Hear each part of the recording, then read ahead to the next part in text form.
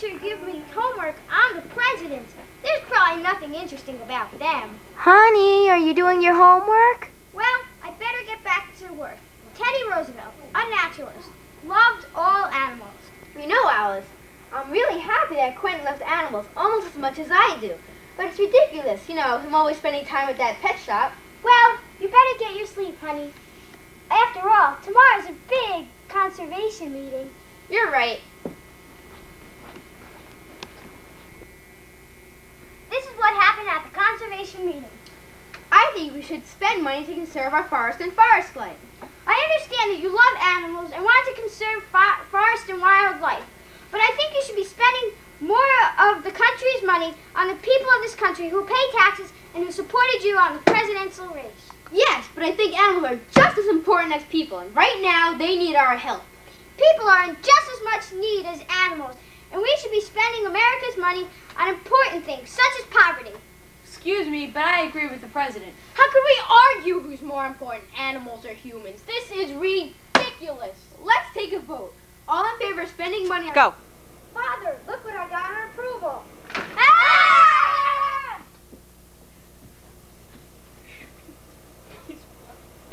Give me the card. I know, but you guys run away.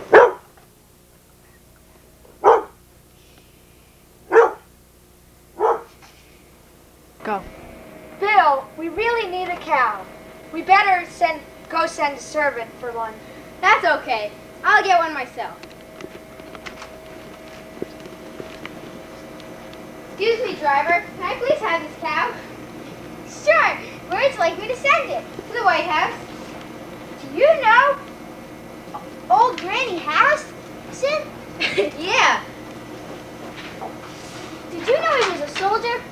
Yeah, but I bet you didn't know that before he became a soldier, he was practicing medicine.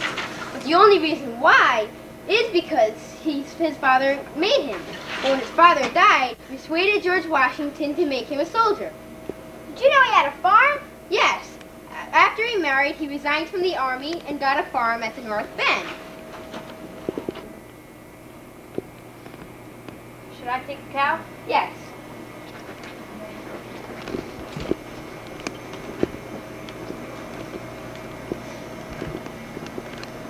Thank you. Why such service? You never told me. What's your name? Well, they call me William Harrison. Ah!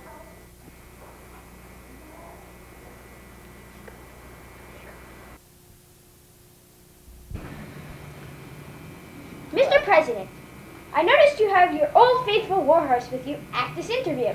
Nay! Well, yes, that's true.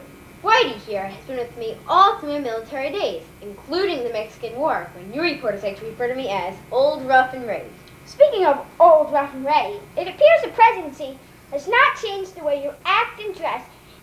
In point of fact, people are saying that old Whitey there is a mirror image of yourself. Any comment? Listen, Sonny, I'm a soldier. Integrity and honesty always come first.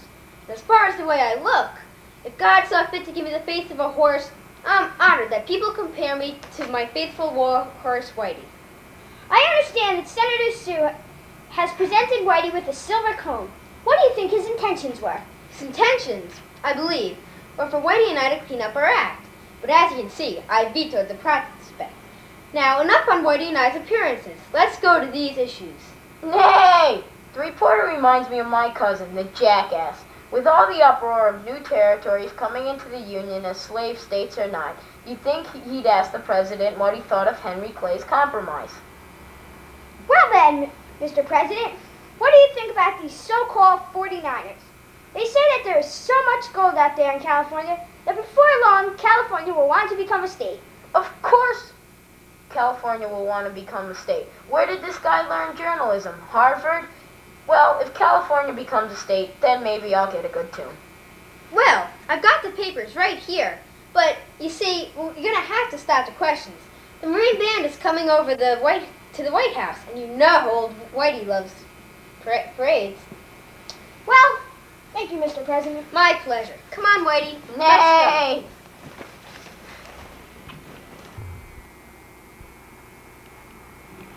You're on, Mr. President, in 3, 2, 1. These Republican leaders have not been content with the tax on me, my wife, or my sons. No, not content with that. But now they have to include my little dog, Fowler. Well, of course, I don't resent a tax, and my family doesn't resent a tax, but Fowler does resent it. You know, Fowler is Scotch.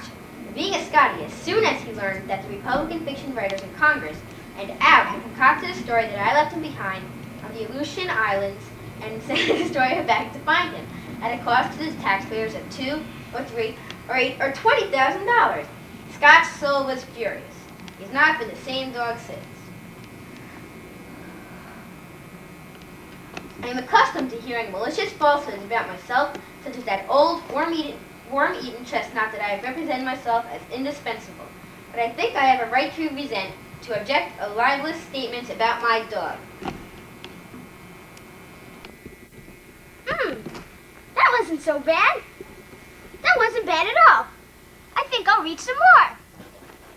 Hey, Jeff, want to play? Not now. I'm doing my homework on the presidents. Okay. Hi, I'm Tom, And I'm Jeff. and we'd like to thank Greg Lewis, Kevin Eskridge, and Jason Matofsky. We'd also like to thank Mrs. Rizzo, Mrs. Kleiner, Max, and Domino for their participation in helping film the movie. We'd also like to thank you, our viewers. Thank Thank you. you. Da, da, da, da, da, da, da. The end.